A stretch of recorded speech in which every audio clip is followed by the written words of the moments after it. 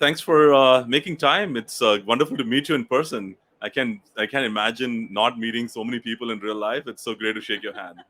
Thank you so much for having me. It's been a pleasure to meet you on Zoom, but also in person as well. So thanks.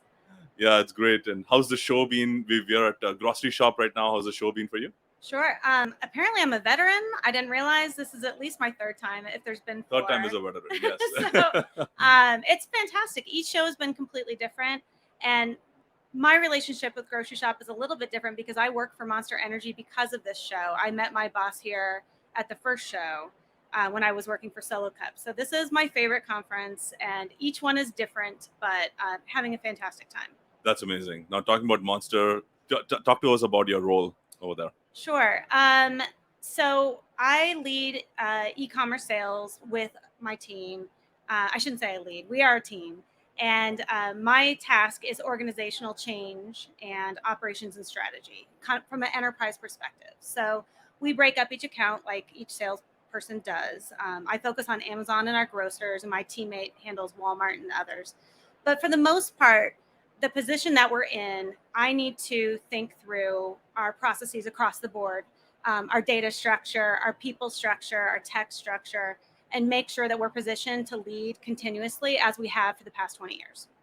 So, digital transformation or transformation for e-commerce must be kind of pretty tough, interesting, hot. I don't know what words to use. It depends on especially given your category is so nascent to e-commerce. It's a How's your team experience been? sport. I'm sorry, I interrupted. Yeah. I don't want to use the word difficult. Okay. I mean, as a digital native, I've been in digital marketing for my whole career, and now I'm in digital sales.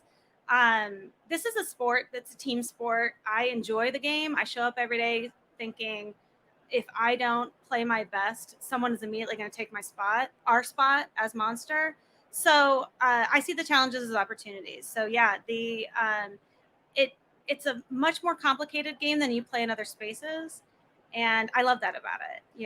But Brea, if you think about like the old school way of thinking, like if I'm used to buying Monster drinks in a store, maybe picking up it on 7-Eleven or a Walmart or a Target. Mm-hmm. Now, the way the company, I'm sure, was working with those retailers, with those customers, would have been very different from now. You have to deal with the portal. You're not talking to, negotiating deals in real life. Yeah. How's that? How's the company taking that? I love that you mentioned convenience and 7-Eleven specifically. 7-Eleven's doing an amazing job here at the show this year, and I forget her name, but on stage yesterday, I believe the president of 7-Eleven talked about how they're approaching digital shoppers and using fandom, both online and in store, to drive loyalty. And that really spoke to me. Obviously, Monster is big in convenience. I haven't focused on 7-Eleven or their 7 Now app for the most part yet, but boy, are they doing interesting things. And I have to come back to my convenience team and say, what are we doing in the space with apps, with C-stores? How does that map to our strategy and convenience? And how do we help them up their game? I believe she said their purpose is something about awesome, something like elevating awesome in store. I forget what it was, something about the word awesome. It was very much close to our brand strategy.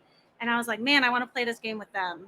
How do you then how do you bring that sort of awesomeness or what you stand for in what would be considered a very boring PDP on Amazon? Great question. And that's now the game, right? That's the game we're about to play. So convenience and personalization and general awesomeness are really the next big tasks, right? Like we have our digital shelf, okay, across the landscape. We have a great data structure across the landscape to really understand our relationship with each retailer. But as they're all fighting and competing against Amazon, frankly, how are they going to create unique custom experiences digitally that we can embrace and really lean in and be Monster there, right? Like we play in all the dirt sports and UFC and things that are difficult to put on a PDP. We can put motorcycles in a PDP, but it only makes sense if that retailer or store is dedicated to having an elevated experience. Every retailer here is on a different level of journey. I had a meeting with Smart and Final this morning, and versus a Meijer versus a 7-Eleven, and we hope to help them create experiences just like the retailers are doing in real life, right? Like my grocer next to my house, Heinen, has cheese night. I will show up to cheese night every cheese night, right? And that's their form of engagement. I still buy from them on Instacart, or DoorDash, excuse me. But everyone has to have their level of special sauce that makes them special. That makes sense. So you're sort of you're staying true to your brand, but you're also working hard to understand what does a retailer stand for and where are they going with their brand experience and try to marry them together. I love that how you try to make a connection between 7-Eleven's motto and your motto. Oh, for That sure. sort of then helps you. That's great. So now let's talk about organization, Brea. We are entering into a world where things are starting to become a lot more algorithmic, a lot more sort of portal API driven, data driven decisions and all that stuff. But traditionally, you've got a brand team, you've got sales sitting somewhere, marketing sitting somewhere, maybe New York, maybe it's an agency, and then you have supply chain people, like, in your headquarters with some spreadsheets. Yeah. That's worked great for brick and mortar settings when you're operating Sure. once a quarter with a retailer. How are you thinking about, or are you sort of rethinking how that collaboration needs to work together in a more tighter knit fashion for e-commerce? Yes, collaborative. So I'll talk about internal versus external first. So internally, the scale that we need to bring to our digital capabilities is massive. My primary job internally is a coach to all of our salespeople to teach them what they need to learn from e-commerce, how they play that game. But then we also need to execute. And so we have digital specialists in house. We have a retail media team led by Ryan Briscoe and Kyle Maurer. And I want them to be the digital marketing specialists and be our special forces, right? But then we have to have our new shopper marketing team really understand and elevate the retailer needs, because our digital media team can't be experts in every retailer, right? We have 60 priority retailers. I met 17 so far here. Okay. And I care about them all equally, right? We're all trying to elevate our game. And so we have to have that shopper marketer now be really experienced in all things that might drive incrementality, might drive loyalty, and frankly might just drive the relationship. Like I think it was Spartan Nash. We do a Alzheimer's walk with, or not Alzheimer's, it's arthritis. We do a lot of arthritis activities with them. That's important to our relationship with that retailer. And so we're going to spend money to sponsor it online. But search marketing across the board, we need our shopper marketers to really understand the basics of search and then turn it over to our search marketing specialists internally. So we are realigning for the future to have scaled digital, if I could summarize what I just spoke to. Externally, I spent 15 years at agencies, at WPP and Publicis, and I love them all. They've had to go through a massive transition to better serve brands like ours, knowing that we're going to have an in-house agency. So our current agency, Digitas, which is managed by my media team, I'm squarely on the sales team, but they've had to change their game and how they serve us, and that has been an interesting play. And I look forward to seeing how they are going to bring new things to the table that we can't, because I need all that intelligence in-house, right? But how are they going to bring new capabilities and new learnings from the industry wide beyond just entertainment? Like, can they bring something closer at the retail space? And I think they're doing a better job of, agencies in general are doing a better job of that now than they were 3 years ago. But it's still a big question, in-house or out-house, like, how do we get this done? Right now, we are favoring in-house for sure. And we have a great team. Oh, that's a lot to unpack. Thanks for walking us through. Now, some of the keywords that I picked up over here, would love to just double click. You talked about a marketing team or an agency that's supporting the sales team. Yes. Because you're the sales leader, you own the top line, the net sales number for the for your P&L. Yeah. Now, marketers traditionally are used to looking at return on ad spend and ROAS metrics and all that. Sure. On the other hand, you are thinking, man, is this driving true incremental sales for me? How do you bridge the gap between the KPIs, between the teams, or even any tips and tricks for doing that? Oh gosh, I feel like you were in my meetings yesterday. So this is we are going through a transition of how to more surgically look at our media spends. We have a fantastic portfolio, and when we walk into any organization, Amazon, Walmart, Instacart, everyone just wants us to spend more money, right? But our portfolio is so strong. It's really about understanding when and how we need to spend those dollars to capture new buyers. We should be appearing top of page no matter what, because that's best for their consumers, because they are looking for our products. We don't look at, I would say ROAS is, I'll call it a blunt tool. Kiri Masters said that once in a speech, and so I'll quote her. It's marginalized at this point for us. We want to capture the full consumer journey, whether it be a high ROAS or a low ROAS. We are setting up a data infrastructure internally led by Samantha Roman, she's here today, and we are separating out placements according to what our expectations are by KPI and building that infrastructure internally, which I'm super proud of. And we have, I'll say, a new language we use that is close to monster. We talk a lot about offense, defense. All of our KPIs are now labeled with an appropriate sports analogy, because that fits with our culture. We want to have a game that no one else can play, and we're really committed to doing that. Starting literally next month, we're rolling out a whole new strategic framework and KPI setup for every distinct retailer, because our capabilities within Target are going to be completely different than Amazon or anywhere else.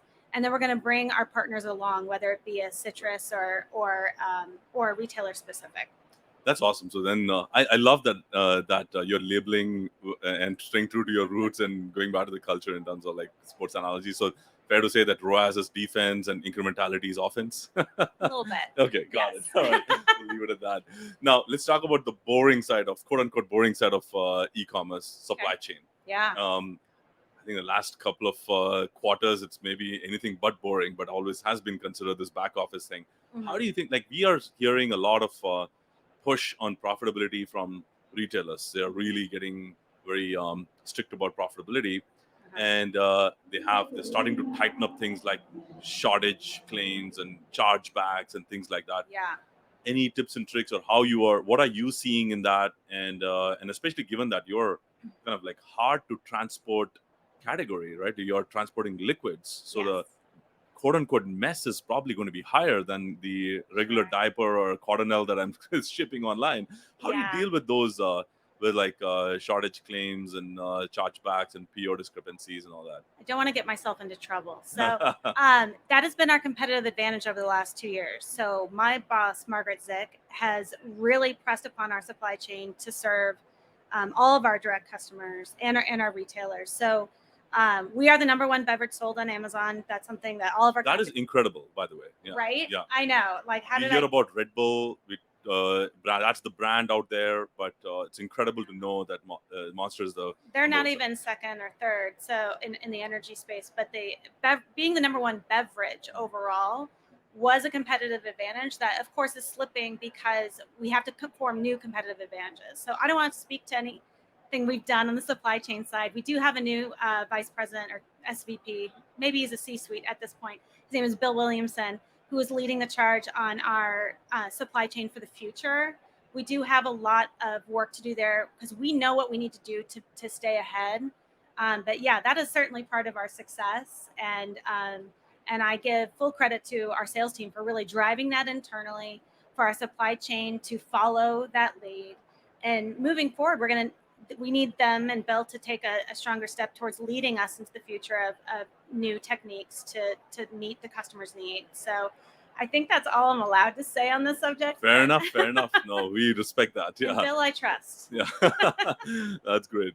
And how about like talk about when you're thinking about sales management? Maybe just one final word in terms of any advice for your peers on what you have seen, and especially in a tough category like this, where you're shipping liquids and things like that. You probably have a bunch of menace on your PDP. Content's probably changing, things like that. How you keep on top of all these like issues that happen on the PDP?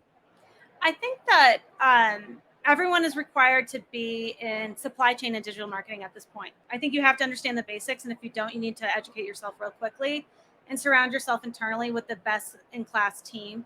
It really is about collaboration internally and the data. Frankly, I mean, you and I are going to have many more conversations about data, but making sure that you can serve as a Swiss Army knife, because every day there's a new challenge, whether it be your communications, your supply chain, your marketing spend, a new entrant that comes out of nowhere and jacks up your whole presence within that retailer, you have to be ready to play a different game every day. And if you're not well-rounded, you're not going to play well. And so for everyone out, it's nice to pull people from varied backgrounds, and that's very important. But setting your learning agenda internally for both yourself and everyone that touches the business, whether it be customer service or supply chain, marketing, we're teaching our marketing team more about how we analyze cost per case and when and how we can afford to invest from a sales perspective. Because of course our marketing team is like, let's go, let's spend millions, and we have to balance those two. So I would say education and collaborative culture are really important to setting the stage to win. Awesome. Brea, the quarterback of the monster e-commerce team, No. talking us the game of data to collaboration and actions. We love it. Okay. Thank you for being with us. Thanks for sharing the thoughts. Thank you so much for the time. It's been fun.